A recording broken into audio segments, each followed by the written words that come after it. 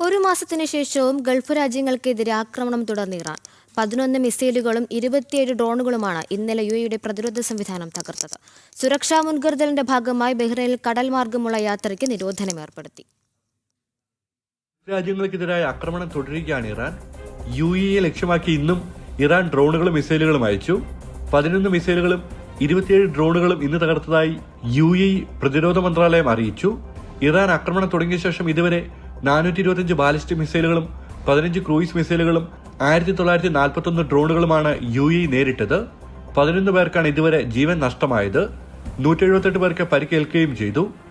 രാജ്യത്തിന്റെ വിവിധ ഭാഗങ്ങളിൽ ഇന്ന് പുലർച്ചെ കേട്ട ഉഗ്രശബ്ദം ഡ്രോണുകൾ തകർത്ത് മൂലമുണ്ടായതാണെന്ന് ദുബായ് മീഡിയ ഓഫീസ് അറിയിച്ചു.